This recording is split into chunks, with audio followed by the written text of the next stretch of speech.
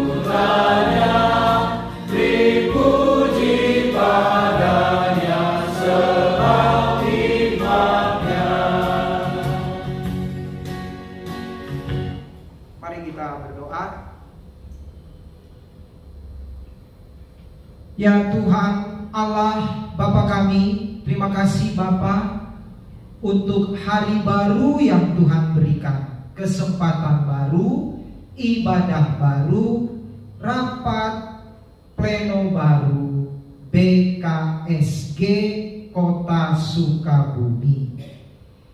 Dalam ibadah ini ya Tuhan, kami mengundang Kau hadir dan kami yakin Allah Bapa, Anak dan Roh Kudus telah hadir di tengah-tengah kami. Karena itu, kuduskanlah ibadah ini dari awal sampai akhir. Kami berdoa di dalam nama Tuhan Yesus Kristus. Amin. Ya, baik, silakan dulu. Materinya ini ya.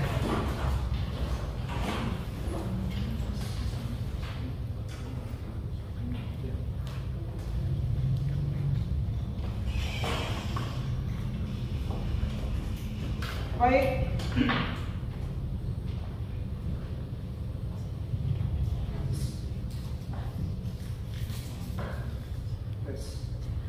Mari kita membaca Mazmur berbalasan dari Mazmur 86. Mazmur 86 ayat 1 sampai 7 menurut terjemahan Alkitab yang terbaru. Yang kedua, saya L, saudara-saudara J. Arahkanlah telingamu ya Tuhan, jawablah aku, sebab sengsara dan miskin aku. Jagalah hidupku sebab aku setia. Selamatkanlah hamba-Mu yang percaya padamu. Engkaulah Allahku, kasihanilah aku ya Tuhan. Sebab padamu-lah aku berseru sepanjang hari. Buatlah hati hamba-Mu bersukacita. Sebab padamu-lah ya Tuhan kuangkat hatiku. Sebab Engkau ya Tuhan baik dan suka mengampuni, dan berlimpah kasih setia bagi semua orang yang berseru kepadamu. Pasanglah telinga kepada doaku ya Tuhan, Dan perhatikanlah suara permohonanku. pada hari kesesakanku aku berseru kepadamu. Sebab Engkau menjawab aku. Mari kita memuji Tuhan dari pelengkap Kirim Jemaat 14, menyanyikan kasih setia Tuhan.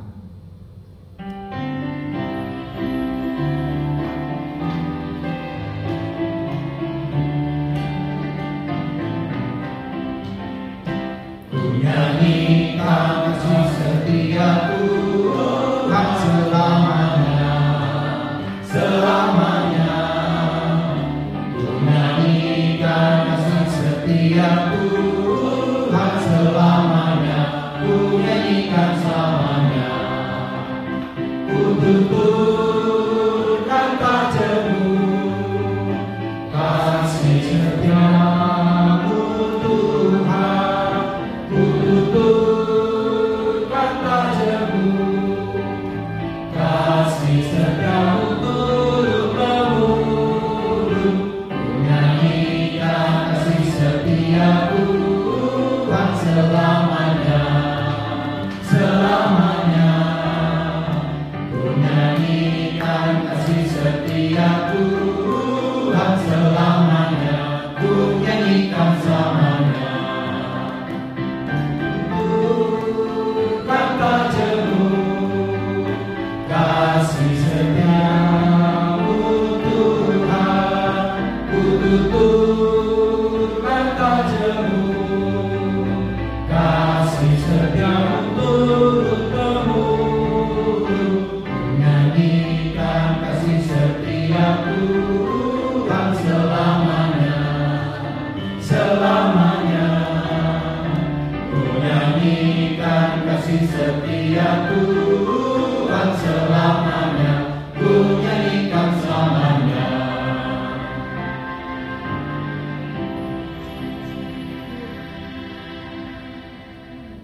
Kita masuk dalam pemberitaan firman. Marilah kita mohon pertolongan Roh Kudus. Kita berdoa.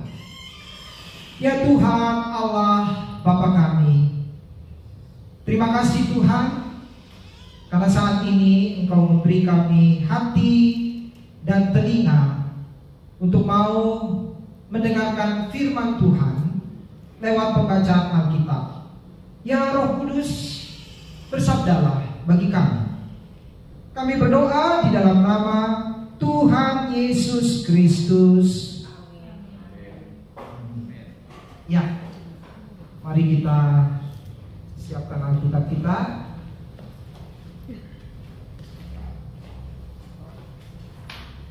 Rahasia, jadi ditutup dulu supaya nggak bocor rahasia. Ya.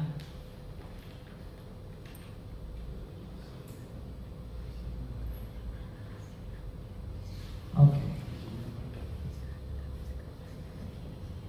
Ya, mari kita membuka Alkitab kita. Kecuali yang sudah hafal, kayaknya sudah pada hafal. Ya, kalau masih buka HP berarti masih terjemahan yang lama dong. Apanya sudah pada beli yang baru? Sudah. Kenapa tidak dibawa? Ya, nanti kalau kita menghimbau jemaat sementara kita sendiri tidak, bagaimana tuh ya? Belajar. Ya, baik. Kejadian pasal 9 ayat 13 sampai 15. Busurku kutaruh di awan menjadi tanda perjanjian antara aku dan bumi. Apabila aku mendatangkan awan di atas bumi dan busur itu tampak di awan, aku akan mengingat perjanjianku yang telah ada antara aku dan kamu serta segala makhluk hidup, segala yang bernyawa. Tidak akan ada lagi air yang menjadi air bah untuk memusnahkan segala makhluk. Kemudian surat 1 Petrus pasal 3 ayat 18. 1 Petrus pasal 3 ayat 18. Sebab juga Kristus telah menderita sekali untuk dosa-dosa kita. Ia yang benar untuk orang-orang yang tidak benar, supaya ia membawa kamu kepada Allah. Ia yang telah dibunuh dalam keadaannya sebagai manusia, tetapi telah dihidupkan menurut roh. Kemudian satu lagi dari Injil Yesus Kristus menurut kesaksian penginjil Markus. Markus pasal 1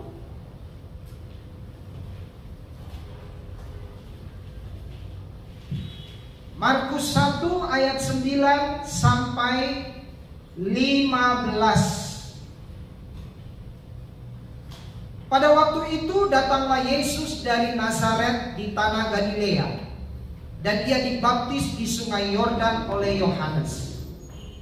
Segera sesudah keluar dari air, ia melihat langit terkoyak dan roh seperti burung merpati turun ke atasnya.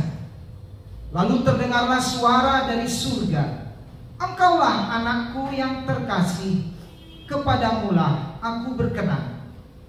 Segera sesudah itu roh mendesak dia ke padang gurun. Di padang gurun itu selama 40 hari ia dicobai oleh iblis. Ia tinggal bersama dengan binatang-binatang liar, dan malaikat-malaikat melayani dia. Sesudah Yohanes ditahan, datanglah Yesus ke Galilea memberitakan Injil Allah. Katanya, "Saatnya telah genap, kerajaan Allah sudah dekat. Bertobatlah dan percayalah kepada Injil." Yang berbahagia adalah kita yang mendengarkan firman Allah ini dan yang memeliharanya dalam kehidupan sehari-hari. Saudara-saudara, beberapa gereja di minggu-minggu ini menyebutnya sebagai Minggu Prapaskah. Beberapa gereja, saya nggak tahu yang lain, kita menyebutnya ini sebagai Minggu-Minggu Prapaskah. Nah, saudara-saudara, saya mengajak kita untuk merenungkan tema Allah tidak pernah ingkar janji. Saudara-saudara, kita bersyukur karena pemilu 2024 sudah usai. Pilpres, Pileg yang berlangsung bersamaan dengan hari Valentine 14 Februari yang lalu, semua kita menggunakan hak suara kita kan? Tapi semuanya dapat uang itu? apa namanya, serangan fajar? Oh, malam. Ya, serangan malam ya. Wah, mantap. Iya. Terima aja ya. Terima saja. Kan diberi ya. Berkat Tuhan. Iya, kita bersyukur sudah usai, walaupun katanya mau ada apa nih di DPR? Hak angket ya. Biarlah DPR melaksanakan apa yang menjadi haknya.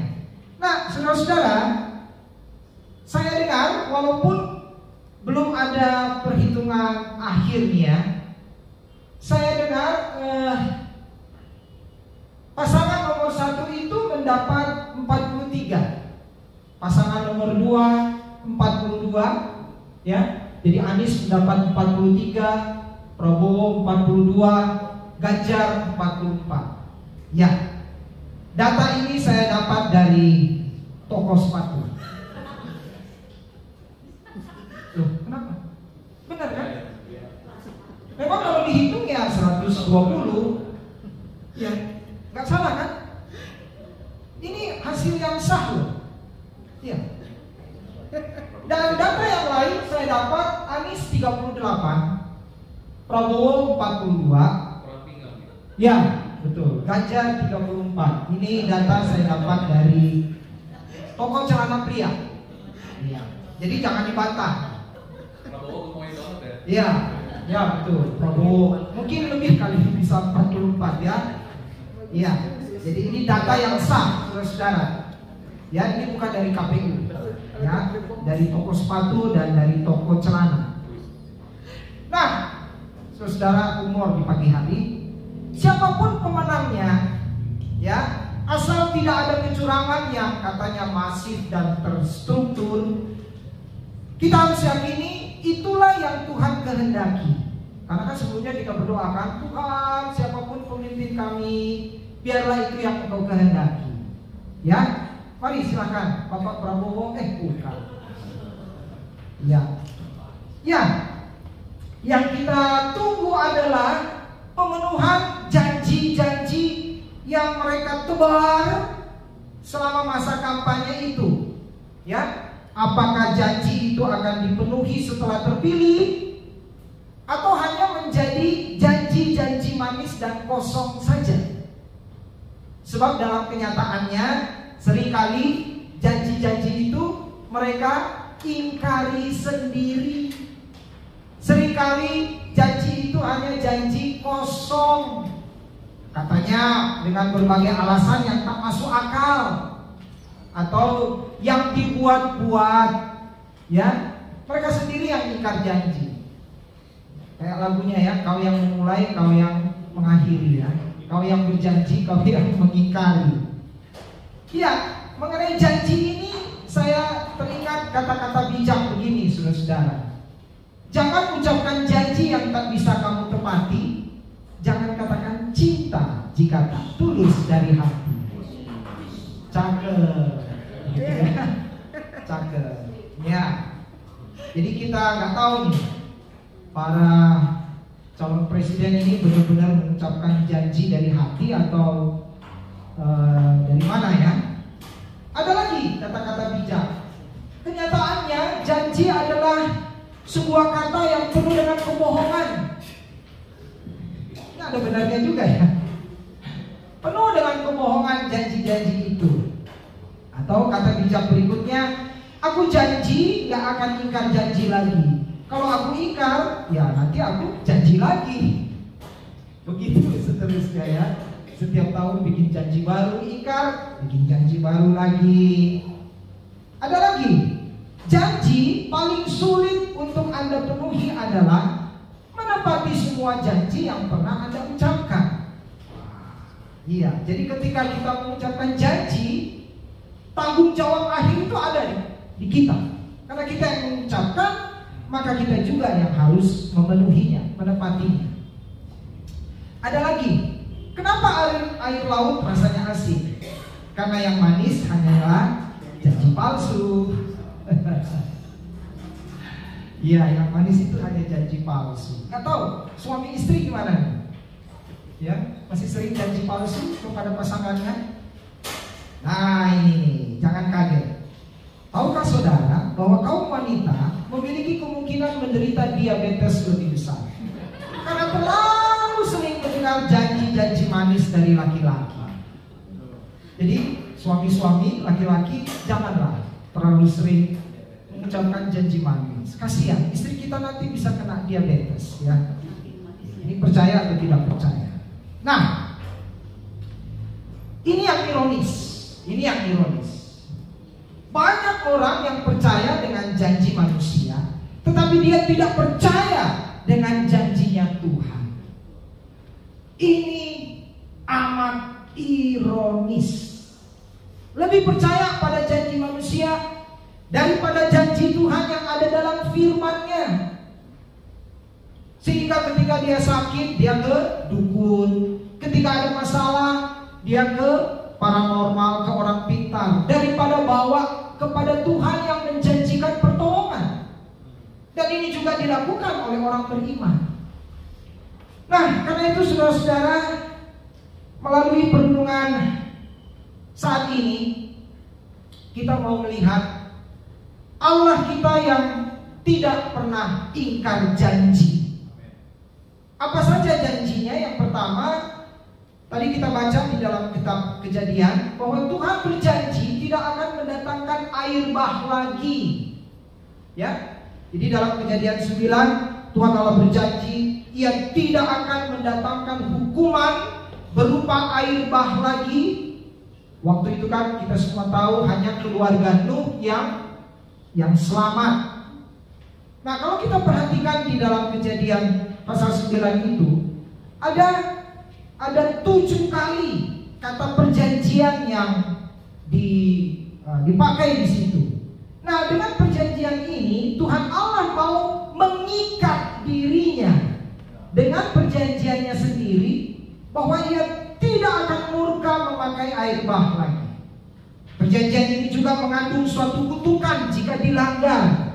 Jadi Tuhan Allah rela mengutuk dirinya sendiri jika Ia melanggar perjanjiannya ini. Nah, untuk menandai perjanjiannya, maka Allah membuat suatu tanda peringatan. Tanda itu berupa busur yang diletakkan di awan, yang kita sebut dengan pelangi. Pelangi itu adalah sebuah unsur alam yang amat indah. Menariknya, tanda perjanjian ini dilakukan bukan antara Allah dengan manusia, melainkan antara Allah dengan bumi. Manusia adalah bagian dari bumi yang seharusnya ikut merawat kelestarian bumi ini. Pertanyaannya, apakah Allah menepati janjinya? Ya. Bahkan sampai sekarang. Padahal kejahatan manusia saat ini, saya yakin jauh lebih berat daripada yang dilakukan manusia di zaman Nuh. Lalu pertanyaannya, mengapa Allah tidak melakukannya lagi untuk menghukum manusia zaman sekarang? Jawabnya, bukan karena Allah lebih toleran terhadap manusia zaman sekarang ini. Bukan karena Allah lebih toleran terhadap dosa-dosa dan kejahatan manusia. Satu-satunya alasan mengapa Allah tidak melakukannya adalah karena Tuhan Allah setia pada janjinya. Itu saja. Padahal kejahatan manusia, wow, lebih hebat daripada di zaman Nuh. Saya ingat firman Tuhan yang mengatakan begini, Allah bukanlah manusia sehingga Ia berdusta, bukan anak manusia sehingga Ia menyesal. Masakan Ia berfirman dan tidak melakukannya, atau berbicara dan tidak menepatinya? Bilangan 23 ayat 19. Jadi alasan mengapa Allah toleran terhadap kejahatan manusia saat ini semata-mata karena Ia setia pada janjinya. Dia sebenarnya tidak pernah toleran terhadap dosa-dosa manusia. Yang Yang kedua, Allah tidak pernah ingkar janji karena Allah di dalam Tuhan kita Yesus Kristus berjanji memberikan keselamatan kepada manusia.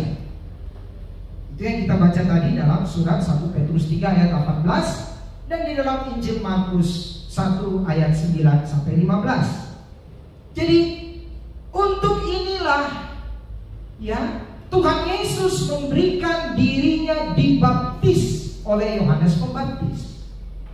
Baptisan itu menjadi tanda solidaritasnya yang nyata kepada umat manusia yang membutuhkan pengampunan. Kalau saudara buka di Google atau di YouTube tuh banyak pertanyaan dari saudara-saudara kita umat beragama lain. Tuh lihat, Yesus itu, Nabi Isa itu berdosa. Buktinya dia dibaptis oleh Yohanes Pembaptis. Kan baptisan Yohanes Pembaptis itu adalah baptisan untuk pengampunan dosa. Tuh kan, Nabi Isa atau orang Kristen menyebutnya Yesus orang berdosa. Tidak. Yesus dibaptis sebagai tanda solidaritasnya kepada kita orang berdosa. Hanya di dalam diri Tuhan Yesus saja kita beroleh pengampunan dosa. Dalam surat Ibrani 1 Petrus pasal 3 ayat 18 tadi dikatakan, sebab juga Kristus telah menderita sekali saja untuk dosa-dosa kita. Ya, 1 Petrus 3 ayat 18a. Ia juga rela menjalani pencobaan dari iblis selama ia berada di padang gurun. Pencobaan itu ia jalani selama 40 hari. Dari pencobaan itu dia mau menunjukkan kepada kita bahwa ia tidak dapat dikalahkan oleh kuasa iblis. Manusia berdosa karena jatuh dalam berbagai pencobaan iblis. Dan manusia selama hidupnya tidak akan pernah dapat mengalahkan kuasa iblis. Nggak akan pernah. Nah, satu-satunya kemenangan atas iblis apabila kita manusia mau percaya dan menerima Yesus sebagai Tuhan dan Juru Selamat kita. Jadi dua hal ini, yaitu pengampunan dosa dan kemenangan atas iblis, menjadi bukti bahwa janji keselamatannya sungguh nyata dan betapa besar anugerahnya kepada kita manusia. Inti dari keselamatan di dalam Tuhan adalah bukan karena perbuatan baik, bukan karena amal ibadah kita, bukan karena kesalehan kita, bukan juga karena kita mampu membayar sejumlah uang atau persembahan kepada gereja. Kita ingat di zaman reformasi, ya kan, ada penjualan surat penghapusan siksa, dan itulah yang diprotes oleh opung saya, kakek saya, Martin Luther, ya. Nah, iya, kakeknya dia juga. Nah, jadi keselamatan yang sejati hanya ada di dalam iman kita yang benar kepada Allah. Iman itu merupakan respon kita terhadap Allah yang telah menciptakan kita dan menganugerahkan kita selamat.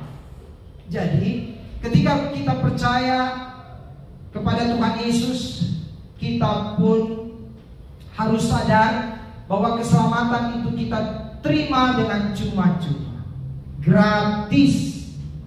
Gratis itu dari kata grace, ya. Kalau bahasa Latinnya gratia, bahasa Indonesianya gratis. Jadi, atau grasi. Jadi keselamatan itu kita terima bukan karena perbuatan atau usaha kita, tapi semata-mata karena anugerah. Jadi segala sesuatu yang kita terima dalam kehidupan kita, ya apa saja, apalagi keselamatan itu pemberian Allah. Dalam surat Efesus pasal 2 ayat 8 dan 9, ya. Jangan kamu memegahkan diri, jangan kamu sombong. Keselamatan itu adalah anugerah. Jadi Tuhan Allah lah yang berinisiatif untuk menyelamatkan manusia Karena jika kita yang mencari keselamatan itu tanpa anugerah Allah, maka kita tidak akan mampu memperoleh keselamatan itu. Nah, oleh karena keselamatan adalah anugerah Allah, maka kita pun wajib bersyukur kepada Allah atas anugerahnya ini. Tidak ada alasan bagi kita untuk memegahkan diri. Semua hanya karena anugerah Allah. Kalau bahasa reformasi gereja, sola gratia, ya, sola fide. Jadi kita diselamatkan karena anugerah. Nah, sekarang kita memiliki tanggung jawab. Apa tanggung jawab kita? Mari kita bagikan kabar baik ini, kabar keselamatan ini, seperti yang Tuhan Yesus lakukan. Dia mengabarkan Injil, ya, di ayat 14 Markus 1 tadi. Dia memberitakan Injil Allah. Nah, inilah sekarang kewajiban kita, ya. Jadi jangan pernah kita merasa, lah yang penting kan saya sudah selamat, peduli amat dengan orang lain, mau selamat mau masuk neraka, saya tidak peduli. Itu jangan sampai terjadi pada kita. Tanggung jawab kita setelah diselamatkan, beritakan Injil, kabar baik kepada orang lain, supaya kerajaan Allah benar-benar terwujud nyata di bumi ini dan nama Tuhan dimuliakan. Amin. Kita bersaat hening.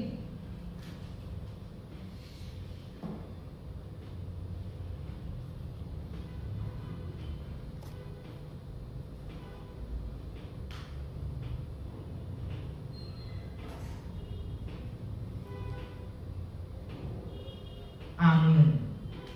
Mari sekarang persembahan syukur, Ibu Penatua Rumi akan memimpin.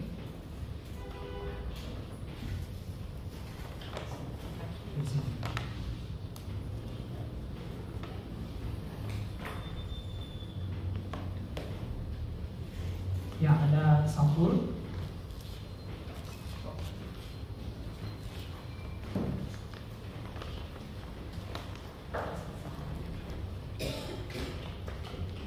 Bapak Ibu, mari kita mempersiapkan persembahan syukur kita kepada Tuhan. Akan kami baca nas persembahan diambil dari Roma pasal 12 ayat 1 yang akan kita baca bersama-sama. Karena itu saudara-saudara, oleh karena anugerah Allah, aku menasihatkan kamu supaya kamu mempersembahkan tubuhmu sebagai persembahan yang hidup, yang kudus dan yang berkenan kepada Allah. Itulah ibadahmu yang sejati. Sambil memberikan persembahan, mari kita memuji Tuhan dari MKB 126. Tuhan memanggilmu.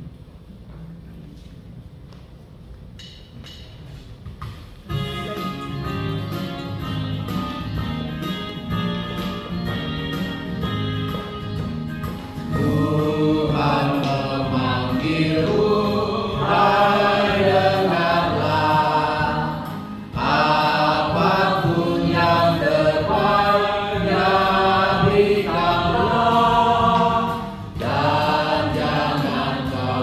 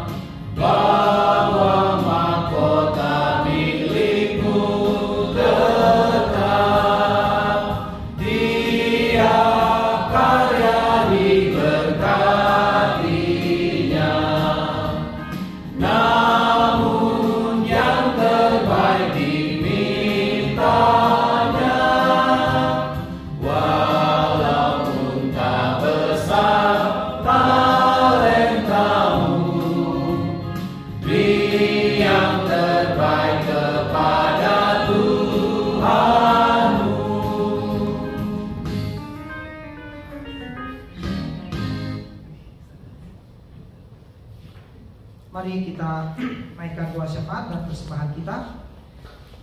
Bapa, terima kasih untuk firman-Mu. Kiranya kami sebagai pelayan-pelayan Tuhan senantiasa hidup dalam perjanjian Tuhan dan mewartakan kabar keselamatan ini kepada semua orang. Itulah tujuan kami mendirikan, membangun BKSG ini di kota Sukabumi, agar kehadiran kami menjadi berkat bagi masyarakat. Melalui persekutuan kami, orang-orang yang belum mengenal Engkau melihat kasih dan damai sejahtera Kristus di dalam kebersamaan kami dan juga dalam pelayanan kami, khususnya di tengah masyarakat kota Sukabumi. Bapak, berkatilah rapat pleno hari ini, supaya Roh Kudus-Mu memberikan kepada kami sehati, sepikir, dan sepakat untuk program pelayanan kami. Berkati juga persembahan yang sudah kami berikan, agar persembahan ini dapat kami pakai bagi terselenggaranya program di BKSG. Terima kasih Bapa, kami berdoa di dalam nama Tuhan Yesus Kristus. Amin. Mari kita mainkan lagu penutup, Janji yang Manis. Karena Allah sudah memberikan janjinya kepada kita dan Dia tidak pernah ingkar janji.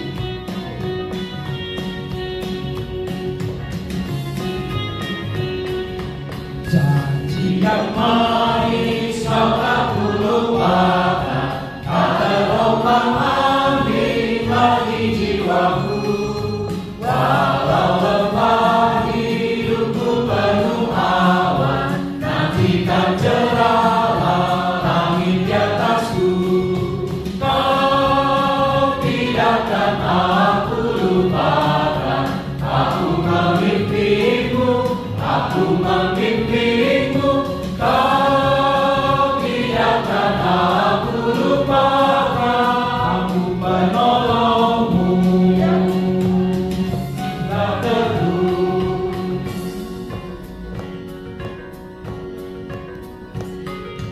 lahirkan janji kau tak kulupakan, dengan sukacita aku jalan terus.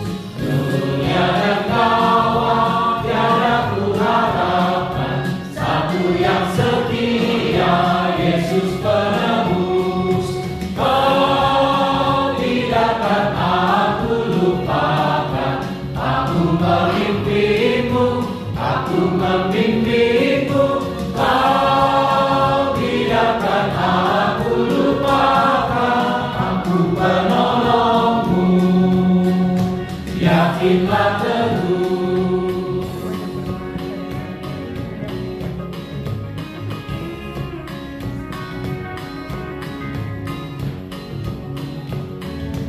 Dan bila pintu surga dibukakan, selesailah sudah susah dan lelah. Kan ku dengarlah suara mengatakan, hamba yang setiawan, mari masuklah. Kau tidakkan aku lupakan, aku memimpimu, aku membimbingmu. Kau tidakkan aku lupakan, aku penolongmu. Yakinlah teguh.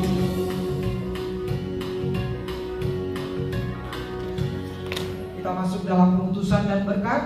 Saudara-saudara, arahkanlah hatimu kepada Tuhan. Kami menyerahkan hati kami kepada Tuhan. Jadilah saksi Kristus. Syukur kepada Allah. Terpujilah Tuhan. Dan selamanya. Pulanglah dengan damai sejahtera dan terimalah berkat Tuhan. Tuhan memberkati engkau dan melindungi engkau. Tuhan menyinari engkau dengan wajah-Nya dan memberi engkau kasih karunia. Tuhan menghadapkan wajah-Nya kepadamu dan memberi engkau damai sejahtera. Amin. Kita menyanyi Hosiana.